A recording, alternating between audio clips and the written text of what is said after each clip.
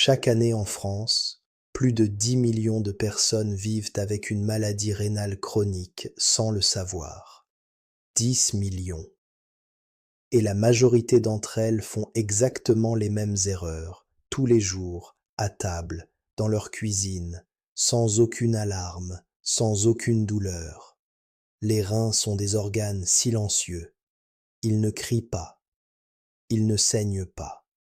Ils s'éteignent doucement pendant des années, pendant que vous continuez à vivre normalement. Et quand la douleur apparaît enfin, il est souvent trop tard pour inverser les dégâts.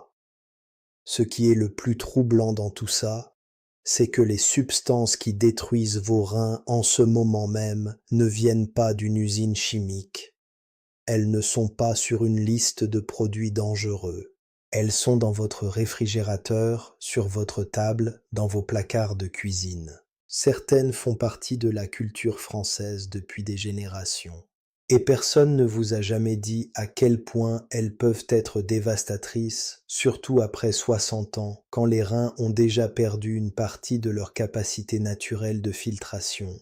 Dans ce contenu, nous allons passer en revue 7 habitudes et aliments qui abîment silencieusement vos reins, du moins dangereux au plus destructeur. Le dernier sur la liste est celui que presque tout le monde consomme ou pratique, et c'est aussi le plus grave.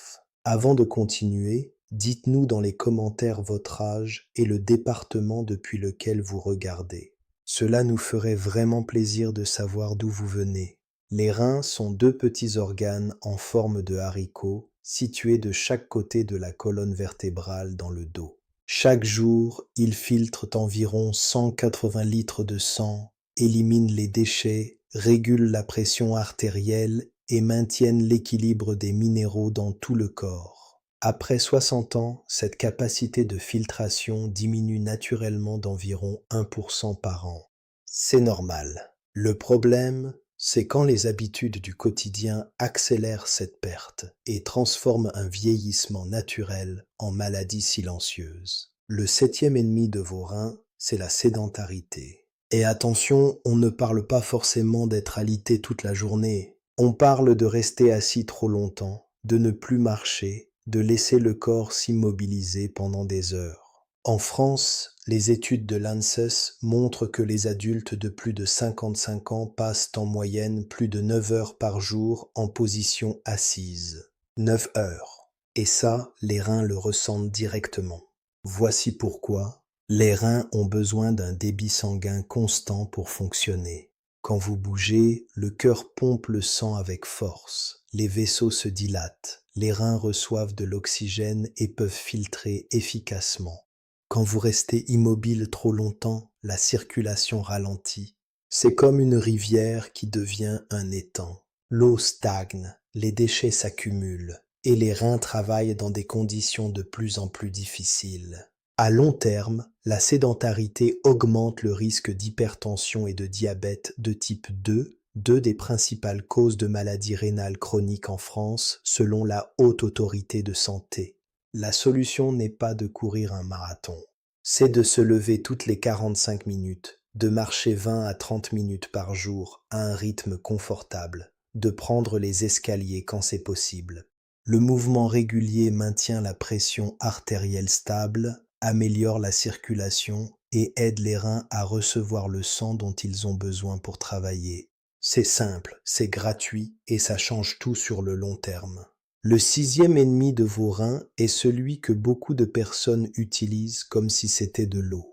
Les antidouleurs classiques, ceux qu'on appelle les anti-inflammatoires non stéroïdiens, comme l'ibuprofène, le kétoprophène ou le naproxène, sont en vente libre dans toutes les pharmacies françaises. On les prend pour le mal de dos, pour les genoux douloureux, pour la migraine, pour tout. Et on les prend souvent, parfois plusieurs fois par semaine pendant des mois. Une étude publiée dans le British Journal of Clinical Pharmacology a montré que la prise régulière d'anti-inflammatoires non stéroïdiens pendant plus de 30 jours consécutifs augmente le risque de maladie rénale aiguë de 58% chez les adultes de plus de 65 ans. 58%, Ces médicaments fonctionnent en bloquant des molécules appelées prostaglandines. Ces molécules, dans les reins, servent à maintenir ouverts les petits vaisseaux sanguins qui permettent au sang d'arriver jusqu'aux cellules de filtration. Quand vous bloquez ces molécules, ces vaisseaux se contractent, le sang arrive moins bien et les cellules rénales souffrent. C'est comme si vous réduisiez le diamètre d'un tuyau d'arrosage de moitié. La pression augmente, le débit baisse et à force, le tuyau finit par s'abîmer. Avant de continuer, je voudrais vous demander quelque chose d'important. Abonnez-vous à la chaîne. Chaque vidéo publiée ici peut être l'information qui manquait pour prendre une décision essentielle concernant votre santé. C'est un geste simple, mais il peut vraiment changer quelque chose pour vous et pour les personnes que vous aimez. La solution pratique pour le 6e ennemi est de ne jamais prendre ces médicaments plus de 5 jours consécutifs sans avis médical, de toujours les prendre avec un grand verre d'eau pour aider les reins à éliminer les résidus et de parler avec votre médecin des alternatives comme le paracétamol, qui est beaucoup moins agressif pour les reins quand il est utilisé aux doses recommandées. Et surtout, si vous avez déjà une tension artérielle élevée ou un diabète, ces médicaments sont encore plus dangereux pour vous. C'est une conversation urgente à avoir avec votre médecin généraliste. Le 5e ennemi de vos reins est quelque chose que presque personne ne surveille vraiment, et pourtant il est partout dans la cuisine française. Le sel. Pas seulement la pincée que vous ajoutez à votre assiette, mais le sel invisible, celui qui se cache dans des aliments que vous ne soupçonnez pas. Les quenelles de Lyon en contiennent. Les gratins dauphinois industriels aussi. La charcuterie comme le saucisson, le jambon ou les rillettes peut contenir jusqu'à 3 grammes de sel pour 100 grammes. Et la baguette classique du boulanger, celle que des millions de Français mangent chaque matin, apporte en moyenne 1,5 g de sel pour 100 g de pain.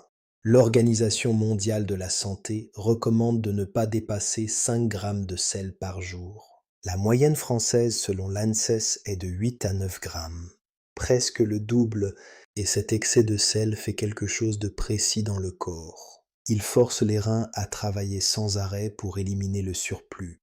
C'est comme faire tourner une machine à plein régime 24 heures sur 24. Elle finit par s'user. En parallèle, l'excès de sodium dans le sang attire l'eau, ce qui augmente le volume du sang et donc la pression dans les vaisseaux. Cette pression élevée, l'hypertension, érode progressivement les petits vaisseaux des reins, exactement comme un jet d'eau sous trop forte pression qui finit par abîmer une paroi. La solution est de réapprendre à lire les étiquettes. Cherchez la ligne sodium ou sel dans les informations nutritionnelles. Un produit avec plus de 1,25 g de sel pour 100 g est considéré comme riche en sel. Remplacez progressivement le sel par des herbes aromatiques comme le thym, le romarin, la ciboulette ou par un filet de jus de citron. Ces petits changements, sur 6 à 12 semaines, peuvent faire baisser la pression artérielle de façon significative et soulager considérablement le travail des reins.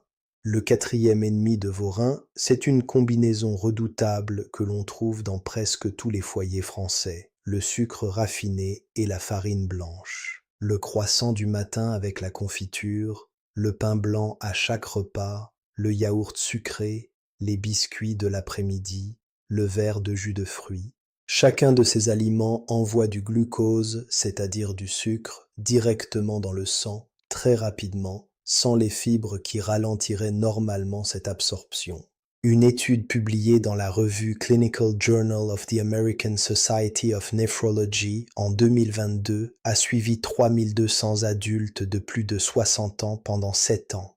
Elle a démontré que ceux qui consommaient plus de 50 grammes de sucre ajouté par jour avaient un risque de déclin de la fonction rénale 34% plus élevé que ceux qui en consommaient moins de 20 grammes indépendamment du diabète. Ce résultat est important parce qu'il montre que même sans diabète déclaré, un excès de sucre abîme les reins.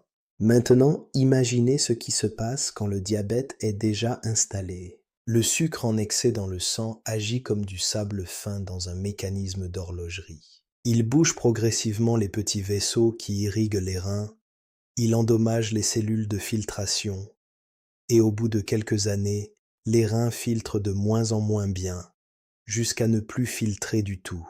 Connaissez-vous quelqu'un dans votre entourage qui a le diabète et des problèmes rénaux? La réalité, c'est que le diabète de type 2 est aujourd'hui la première cause de dialyse en France, selon les données de l'assurance maladie. La dialyse, c'est cette machine qui remplace les reins défaillants et à laquelle certaines personnes doivent se connecter plusieurs heures, plusieurs fois par semaine pour survivre. Et tout commence souvent par des années de petits excès sucrés qui semblaient anodins. La solution pour ce quatrième ennemi est concrète.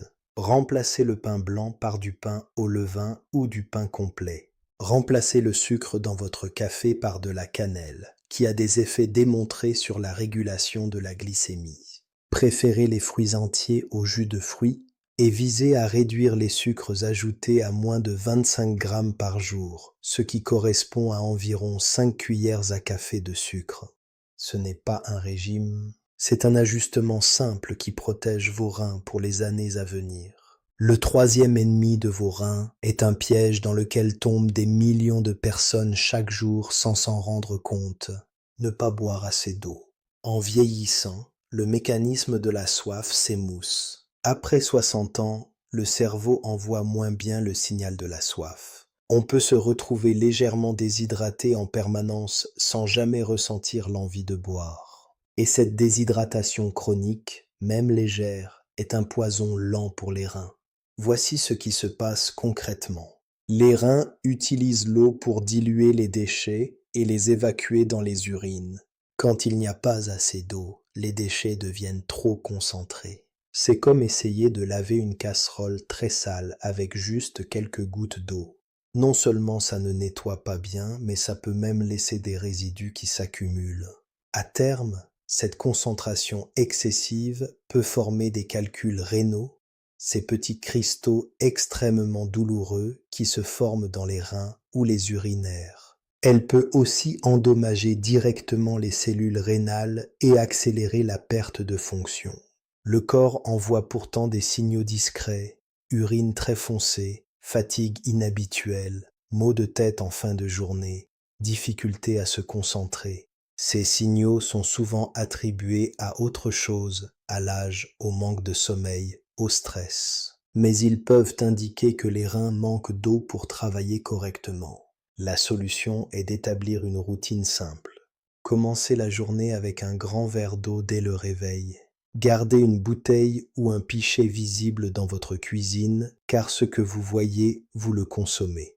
Visez 1,5 à 2 litres d'eau par jour, répartis en petites quantités régulières. Et si vous avez du mal à boire de l'eau plate, les infusions de plantes comme la tisane de verveine, très appréciée dans le sud de la France, ou la tisane de pissenlit, qui a un effet légèrement diurétique naturel, sont d'excellentes alternatives pour rester bien hydraté. Le deuxième ennemi de vos reins est peut-être le plus surprenant pour beaucoup de personnes qui vivent dans les régions viticoles du sud de la France ou dans le Beaujolais, pas loin de Lyon. C'est l'alcool. Et plus précisément, c'est l'idée très répandue qu'un verre de vin rouge par jour est bon pour la santé. Cette idée a été popularisée dans les années 1990 et elle a fait beaucoup de dégâts depuis. Une méta-analyse publiée en 2021 dans la revue Clinical Kidney Journal, portant sur plus de 280 000 participants suivis dans 8 pays européens, a montré que la consommation d'alcool même modérée, définie comme plus de 2 unités par jour de façon régulière, augmente significativement le risque de maladies rénales chroniques et accélère le déclin de la filtration rénale chez les personnes de plus de 55 ans. Cette association était encore plus forte chez les personnes présentant déjà une hypertension ou un prédiabète. 2 unités d'alcool, pour être concret, c'est 2 verres de vin de taille standard. Ce que beaucoup de Français considèrent comme une consommation tout à fait raisonnable au dîner. L'alcool est un diurétique puissant. Il force les reins à produire plus d'urine que nécessaire, ce qui entraîne une déshydratation. Vous venez de voir à l'instant que la déshydratation est déjà un problème grave pour les reins. Maintenant, combinez la déshydratation et l'effet toxique direct de l'alcool sur les cellules rénales et vous comprenez pourquoi c'est si dangereux. L'alcool élève aussi la pression artérielle. Et vous avez déjà vu que la pression artérielle élevée érode les vaisseaux rénaux. C'est un double coup porté aux reins à chaque verre. Et après 60 ans, quand les reins ont déjà moins de réserve, chaque coup compte davantage. La solution n'est pas forcément l'abstinence totale, même si c'est évidemment la meilleure option pour les reins. C'est de limiter à maximum un verre de vin par jour, de ne jamais consommer d'alcool sans manger et d'intercaler des jours sans alcool dans la semaine. Le ministère de la Santé français recommande désormais de ne pas dépasser 2 verres par jour, avec au moins 2 jours sans alcool par semaine. Et si vous prenez déjà des médicaments contre la pression artérielle ou pour le diabète, parlez à votre médecin de votre consommation d'alcool, parce que les interactions peuvent aggraver encore davantage les dégâts sur les reins. Et maintenant, nous arrivons au premier ennemi de vos reins, le plus dangereux, celui que je veux que vous reteniez absolument de cette vidéo. Ce n'est pas un aliment exotique. Ce n'est pas un produit chimique difficile à prononcer. C'est la charcuterie, et plus précisément, c'est l'association mortelle entre le sel, les nitrites et les protéines animales en excès que l'on trouve dans le saucisson sec, le jambon blanc industriel, les pâtés, les rillettes, les lardons et les saucisses, ces aliments qui font partie du quotidien de millions de Français, du petit déjeuner au dîner, de la planche de l'apéritif au gratin du dimanche. Voici pourquoi c'est le numéro 1. La charcuterie concentre en un seul aliment tous les ennemis des reins que nous avons vus précédemment. Elle est extrêmement riche en sel. Une portion de 60 grammes de saucisson peut contenir jusqu'à 2,5 grammes de sel, soit la moitié de la dose journalière recommandée en un seul aliment. Elle contient des nitrites, ces conservateurs ajoutés pour donner la couleur rose et prolonger la durée de conservation, qui se transforment dans le corps en molécules appelées nitrosamines, des substances que l'ANSES a classifiées comme potentiellement toxiques pour les reins et pour le système cardiovasculaire. Et elle apporte une quantité très élevée de protéines animales, ce qui en soi est un problème spécifique pour les reins que beaucoup de médecins n'expliquent pas assez clairement. Les protéines animales en excès produisent des déchets azotés appelés urée et créatinine. Les reins doivent filtrer et éliminer ces déchets dans les urines. C'est leur travail, mais quand vous mangez beaucoup de charcuterie, beaucoup de viande rouge, beaucoup de fromage à pâte dure tous les jours, vous inondez les reins de déchets à éliminer. C'est comme si vous demandiez à un employé qui travaille déjà à pleine capacité de doubler sa charge de travail tous les jours, sans pause, sans relâche, pendant des années. Au bout d'un moment, il s'effondre. Et les reins, eux, quand ils s'effondrent, ne se relèvent pas. Une étude publiée dans le Journal of the American Society of Nephrology en 2023 a suivi pendant 10 ans 6400 adultes européens âgés de 55 à 75 ans. Les participants qui consommaient de la charcuterie plus de 4 fois par semaine avaient un risque 41% plus élevé de développer une insuffisance rénale modérée à sévère comparativement à ceux qui en consommaient moins d'une fois par semaine. Et ce risque était indépendant de la consommation de sel et de l'hypertension, ce qui signifie que même chez des personnes qui faisaient attention à leur tension artérielle, la charcuterie continuait à abîmer les reins par d'autres mécanismes. Les nitrites agissent comme une inflammation permanente à l'intérieur des vaisseaux rénaux. Imaginez de petites braises qui ne s'éteignent jamais, qui brûlent lentement les parois des vaisseaux qui alimentent les reins en sang. Chaque année, ces parois s'épaississent un peu plus, le sang circule un peu moins bien, les cellules de filtration reçoivent un peu moins d'oxygène.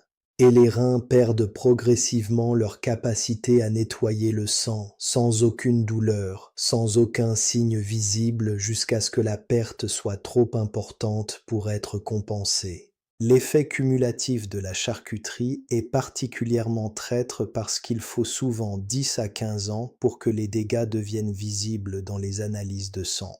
Vous pouvez manger du saucisson tous les jours pendant 20 ans et avoir des analyses normales jusqu'au jour où votre médecin vous dit que votre fonction rénale a chuté de façon importante. Et là, tout s'explique en regardant en arrière. Ce sont les 20 ans d'habitude qui ont conduit à ce moment.